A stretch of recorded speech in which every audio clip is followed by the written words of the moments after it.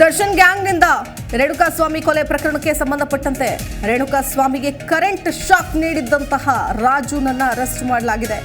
ದರ್ಶನ್ ಮೇಲೆ ಅಂಧಾಭಿಮಾನಕ್ಕೆ current shock ನೀಡಿದ್ದಂತೆ ಈತ ನಂದೀಶ್ ಮಾತು ಕೇಳಿ ಎಲೆಕ್ಟ್ರಿಕ್ ಡಿವೈಸ್ ತಂದು ರಾಜು ಇದೀಗ ಲಾಕ್ ಆಗಿದ್ದಾನೆ.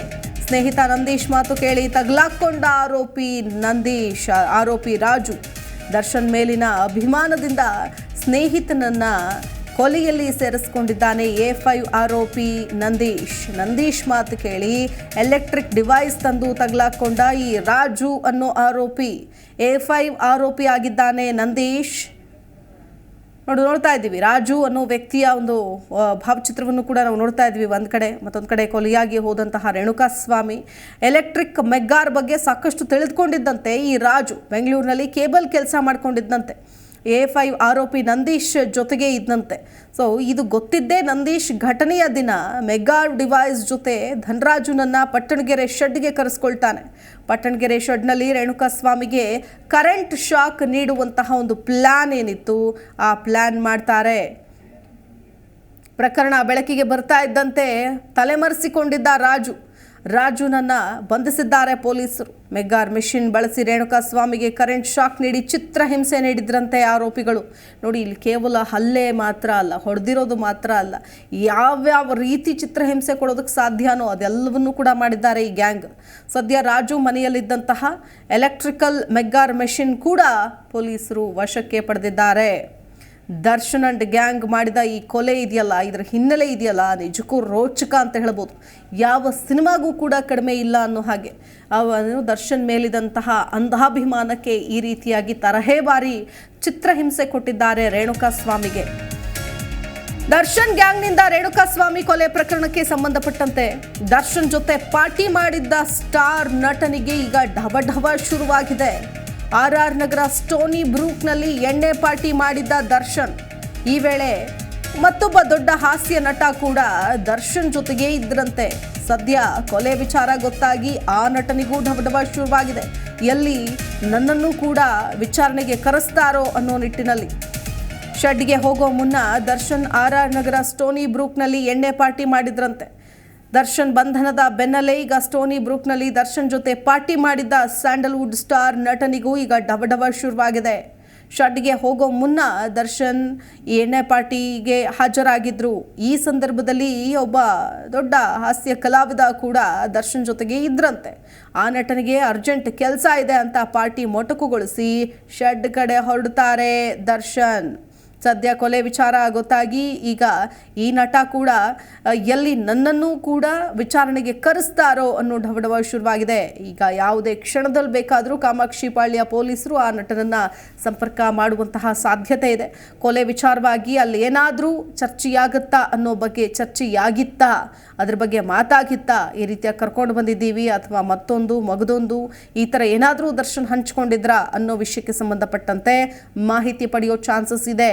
ಇದೇ ಕಾರಣಕ್ಕೆ ಆ ನಟನಿಗೆ ನೋಟಿಸ್ ನೀಡಿ ವಿಚಾರಣೆಗೆ ಕರೆಸಬೇಕಾ ಅನ್ನೋ ಚರ್ಚೆ ನಡೀತಾ ಇದೆ. ಕೊಲೆಯಾಗಿ 10 ದಿನ ಕಳೆದರೂ ಸಿಗ್ತಾ ಇಲ್ಲ ರೇಣುಕಾಸ್ವಾಮಿ ಮೊಬೈಲ್. ಜೂನ್ 8ರಂದು ಚಿತ್ರದುರ್ಗದಿಂದ ರೇಣುಕಾಸ್ವಾಮಿಯನ್ನ ಕಿಡ್ನಾಪ್ ಮಾಡಲಾಗುತ್ತೆ. ಅಂದು ಬೆಳಗ್ಗೆ ಚಿತ್ರದುರ್ಗದಲ್ಲಿ ಸ್ವಿಚ್ ಆಫ್ ಆಗಿದ್ದ ಮೊಬೈಲ್ ಜೂನ್ 8ರ ಮಧ್ಯಾಹ್ನ RR ನಗರದಲ್ಲಿ ಮೊಬೈಲ್ ಸ್ವಿಚ್ ಆನ್ ಆಗುತ್ತೆ. ಜೂನ್ 8ರ ಸಂಜೆ RR ನಗರದ ಪಟ್ಟಣಗೆರೆಯಲ್ಲಿ ಮತ್ತೆ ಸ್ವಿಚ್ ಆಫ್ ಆಗುತ್ತೆ. ಅಂದರೆ ಟವರ್ ಲೊಕೇಶನನ್ನು ತುಂಬ ಈಸಿಯಾಗಿ ಟ್ರ್ಯಾಕ್ ಮಾಡ್ತಾರೆ ಪೊಲೀಸರು. ಹಾಗಾಗಿ ಈಗ ಸಿಗ್ತಾ ಇರೋ ಅಪ್ಡೇಟ್ ಏನಪ್ಪ ಅಂತಂದರೆ ಅಲ್ಲಿ ಆಫ್ ಆಗಿರುತ್ತೆ. ಹೋಗಲಿ, ಅಲ್ಲೇ ಆಫ್ ಆಗಿ ಆತನ ಮೊಬೈಲ್ ಬಹುಶಃ ಅಲ್ಲೇ ಸಿಕ್ಕಲಿಲ್ಲ ಅಂದಿದ್ರೆ ಏನು ಗೊತ್ತಾಗ್ತಿರ್ಲಿಲ್ಲ. ಮತ್ತೆ ಆತ RR ನಗರಕ್ಕೆ ಬರ್ತಾನೆ, ಅಂದರೆ ಅಲ್ಲಿ ಸ್ವಿಚ್ ಆನ್ ಮಾಡ್ತಾರೆ. ಆ ಒಂದು ಸ್ವಿಚ್ ಆನ್ ಆದ ಮೊಬೈಲ್ ಮತ್ತೆ ಅದೇ ಲೊಕೇಶನ್ನಲ್ಲೇ ಸ್ವಿಚ್ ಆಫ್ ಆಗತ್ತೆ. ಅಂದರೆ ಬಹಳ ಸ್ಪಷ್ಟವಾಗಿ ಗೊತ್ತಾಗುತ್ತೆ ಇಲ್ಲಿ ಕೊಲೆ ಮಾಡೋ ಸಂದರ್ಭದಲ್ಲಿ ಅಥವಾ ಒಂದು ಕಾಲನ್ನು ಮಾಡಿದ ಸಂದರ್ಭದಲ್ಲಿ ಆತನನ್ನು ಕೊಲೆ ಆಗಿದ್ದಾನೆ, ಆತ ಸತ್ತಿದ್ದಾನೆ ಅಂದಿದ ತಕ್ಷಣ ಆತನ ಮೊಬೈಲನ್ನು ಸ್ವಿಚ್ ಆಫ್ ಮಾಡ್ತಾರೆ. ಕೊಲೆಯಾಗಿ 10 ದಿನ ಕಳೆದಿದೆ ಈಗ, ಆದರೆ ಸದ್ಯ ಇನ್ನೂ ಸಿಕ್ಕಿಲ್ಲ ರೇಣುಕಾಸ್ವಾಮಿ ಮೊಬೈಲ್. ಜೂನ್ 8ನೇ ತಾರೀಕಿನಂದು ಚಿತ್ರದುರ್ಗದಿಂದ ರೇಣುಕಾಸ್ವಾಮಿಯನ್ನು ಏನು ಕಿಡ್ನಾಪ್ ಮಾಡ್ತಾರೆ, ಸೊ ಅವತ್ತು ಬೆಳಗ್ಗೆ ಚಿತ್ರದುರ್ಗದಲ್ಲಿ ಸ್ವಿಚ್ ಆಫ್ ಆಗಿದ್ದು ಫೋನು ಮತ್ತು ಮಧ್ಯಾಹ್ನ ಯಾವಾಗ ಕರ್ಕೊಂಡು ಬರ್ತಾರೋ RR ನಗರಕ್ಕೆ ಕಿಡ್ನಾಪ್ ಮಾಡಿಕೊಂಡು ಅಲ್ಲಿ ಮತ್ತೆ ಸ್ವಿಚ್ ಆನ್ ಆಗುತ್ತೆ.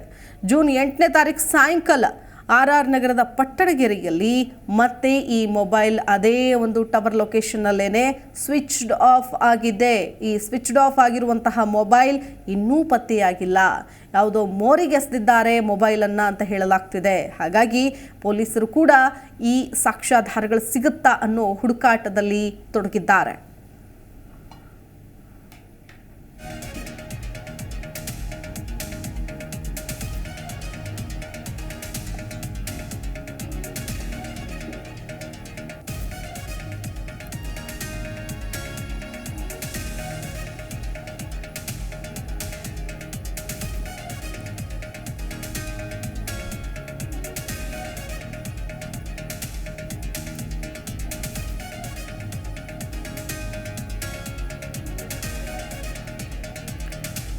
ಈ ಕುರಿತು ಮತ್ತಷ್ಟು ಡೀಟೇಲ್ಸ್ ಕೊಡ್ತಾರೆ ನಮ್ಮ ಪ್ರತಿನಿಧಿ ವಿಶ್ವನಾಥ್. ದೂರವಾಣಿ ಸಂಪರ್ಕದಲ್ಲಿ ಜಾಯ್ನ್ ಆಗ್ತಾ ಇದ್ದಾರೆ. ವಿಶ್ವನಾಥ್, ನೋಡ್ತಾ ಇದ್ದೀವಿ ಈಗ ಒಂದು ಕಡೆ ಪೊಲೀಸ್ ಸ್ಟೇಷನಲ್ಲಿ ಪಾಪ ಪ್ರಜ್ಞೆಯಿಂದ ಬಳಲ್ತಾ ಇದ್ದಾರೆ ದರ್ಶನ್.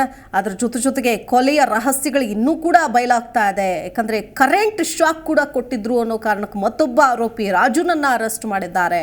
ಅದಾದ ಮೇಲೆ ಇನ್ನು ಮತ್ತೊಬ್ಬ ಸ್ಟಾರ್ ನಟಿನಿಗೂ ಕೂಡ ಈಗ ಢವಢವ ಶುರುವಾಗಿದೆ, ದರ್ಶನ್ ಜೊತೆ ಪಾರ್ಟಿ ಮಾಡಿದ್ರು ಅನ್ನೋ ಕಾರಣಕ್ಕೆ. ಸೊ ಹೀಗೆ ಬಹಳಷ್ಟು ಅಪ್ಡೇಟ್ಸು, ಇಂಟ್ರೆಸ್ಟಿಂಗ್ ವಿಚಾರಗಳು ಬಯಲಾಗ್ತಾ ಇದೆ. ಅಂದರೆ ಇದೆಲ್ಲವನ್ನೂ ನೋಡ್ತಾ ಇದ್ರೆ ಇಟ್ಸ್ ಪಕ್ಕಾ ಮರ್ಡರ್, ಪ್ರೀ ಪ್ಲ್ಯಾನ್ಡ್ ಮರ್ಡರ್ ಅನ್ನೋ ರೀತಿಯಾಗಿ ಪ್ರೊಜೆಕ್ಟ್ ಆಗ್ತಾ ಇದೆ. ಡೀಟೇಲ್ಸ್ ನೋಡೋದಾದ್ರೆ ಶಿಲ್ಪ, ಖಂಡಿತವಾಗಿ ಈಗಾಗಲೇ ರೇಣುಕಾಸ್ವಾಮಿ ಕೊಲೆ ಪ್ರಕರಣಕ್ಕೆ ಸಂಬಂಧಪಟ್ಟಂತೆ 17 ಜನ ಆರೋಪಿಗಳನ್ನ ಬಂಧನ ಮಾಡಿ ಪೊಲೀಸರು ವಿಚಾರಣೆ ನಡೆಸ್ತಾ ಇರುವಂತದ್ದು. ವಿಚಾರಣೆಯ ಸಂದರ್ಭದಲ್ಲಿ ಒಂದು ಪೋಸ್ಟ್ ಮಾರ್ಟಮ್ ರಿಪೋರ್ಟ್ ನಲ್ಲೂ ಕೂಡ ಒಂದು ಮಾಹಿತಿ ಲಭ್ಯ ಆಗಿರುತ್ತೆ. ಅದರಲ್ಲಿ ಪ್ರಮುಖವಾಗಿ ಕರೆಂಟ್ ಶಾಕ್ ಅನ್ನ ಕೊಟ್ಟು ಈ ರೇಣುಕಾಸ್ವಾಮಿಯನ್ನ ಭೀಕರವಾಗಿ ಹತ್ಯೆ ಮಾಡಲಾಗಿದೆ ಅನ್ನೋ ಒಂದು ಮಾಹಿತಿಗಳು ಕೂಡ ಸಿಕ್ಕಿತ್ತು. ಈ ಹಿನ್ನೆಲೆಯಲ್ಲಿ ತನಿಖೆ ನಡೆಸಿದಂತಹ ಸಂದರ್ಭದಲ್ಲಿ ಈ ರಾಜು ಅಲಿಯಾಸ್ ಧನರಾಜು ಅನ್ನೋ ಆರೋಪಿಯನ್ನ ಈಗಾಗಲೇ ಪೊಲೀಸರು ಬಂಧಿಸಿರುವಂತದ್ದು. ಇನ್ನು ದರ್ಶನ್ ಮೇಲಿನ ಅಂಧಾಭಿಮಾನಕ್ಕಾಗಿ ಸ್ನೇಹಿತನನ್ನು ಕೂಡ ಕೊಲೆಯಲ್ಲಿ ಇನ್ವಾಲ್ವ್ಮೆಂಟ್ ಮಾಡಿಕೊಳ್ಳುವಂತಹ ಕೆಲಸವನ್ನ A5 ಆರೋಪಿ ನಂದೀಶ್ ಮಾಡ್ಕೊಂಡಿರುವಂತದ್ದು. ಇನ್ನು ಜೊತೆಗೆ ಕೆಲಸ ಮಾಡ್ತಾ ಇರ್ತಾರೆ ನಂದೀಶ್ ಮತ್ತು ಈ ಧನರಾಜು. ಇನ್ನು ಇಬ್ಬರ ಮಧ್ಯನೂ ಕೂಡ ಉತ್ತಮ ಒಡನಾಟ ಕೂಡ ಇರುತ್ತೆ. ಇನ್ನು ಈ ಎಲೆಕ್ಟ್ರಿಕಲ್ ಮೆಗಾರ್ ಬಗ್ಗೆ ಸಾಕಷ್ಟು ತಿಳ್ಕೊಂಡಿರ್ತಾನೆ ರಾಜು. ಈ ಹಿನ್ನೆಲೆಯಲ್ಲಿ ಈ ಮೊದಲೇ ಆರೋಪಿಗಳೇನಿದ್ದಾರೆ ರಾಜುನನ್ನ ಹೊರತುಪಡಿಸಿ ನಂದೀಶ್ ಮತ್ತು ಉಳಿದ ಆರೋಪಿಗಳು ಕರೆಂಟ್ ಶಾಕ್ ಕೊಟ್ಟು ಈತನಿಗೆ ಹಿಂಸೆ ನೋಡೋದಕ್ಕೂ ಕೂಡ ಪ್ಲಾನ್ ಮಾಡ್ಕೊಂಡಿರ್ತಾರೆ. ಹೀಗಾಗಿ ರಾಜುಗೆ ಕರೆ ಮಾಡ್ತಾನೆ ಈ ನಂದೀಶ್, ಎಲೆಕ್ಟ್ರಿಕ್ ಏನು ಮೆಗಾನ್ ಏನಿದೆ ಅದನ್ನು ತೆಗೆದುಕೊಂಡು ಬಾ ಅಂತ. ಹಿಂದೆ ಮುಂದೆ ನೋಡ್ದೇನೆ ರಾಜು ಕೂಡ ಈ ಎಲೆಕ್ಟ್ರಿಕ್ ಮೆಗಾನ ಒಂದು ಡಿವೈಸ್ ಏನಿದೆ ಅದನ್ನ ತೆಗೆದುಕೊಂಡು ಹೋಗಿ ಈ ಸಿನಿಮೆಯ ರೀತಿಯಲ್ಲಿ ಈ ರೇಣುಕಾಸ್ವಾಮಿಗೆ ಒಂದು ಕರೆಂಟ್ ಶಾಕ್ ಅನ್ನು ಕೂಡ ಕೊಡ್ತಾರೆ.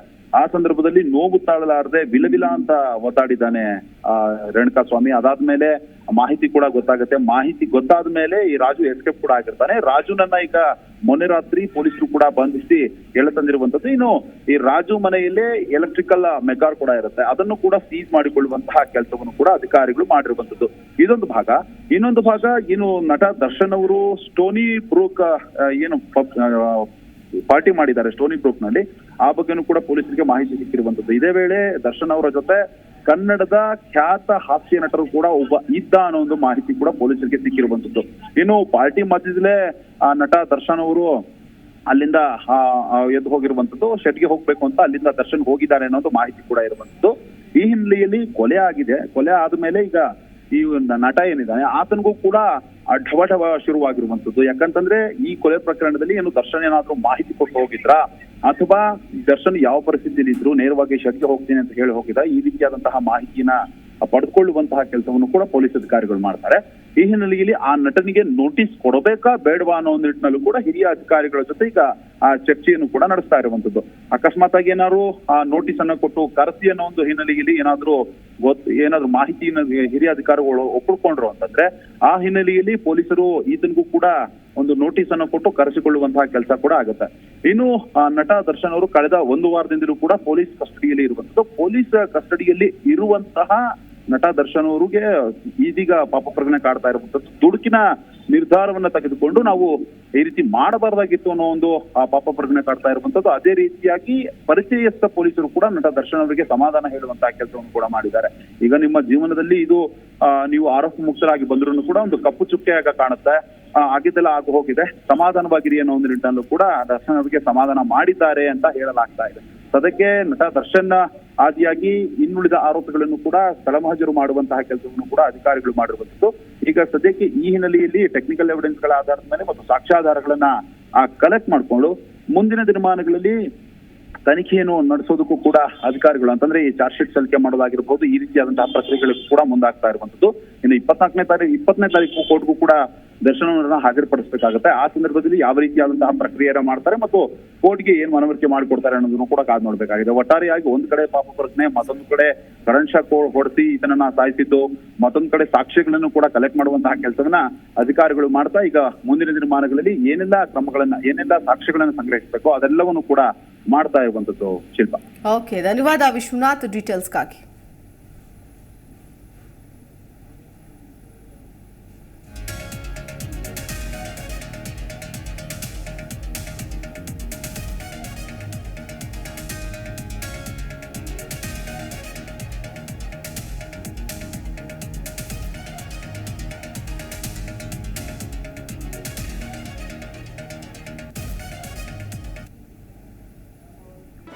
ಜಿ ಕನ್ನಡ ನ್ಯೂಸ್ ಈಗ ನಿಮ್ಮ ಮನೆಯಲ್ಲೇ ನೋಡಿ.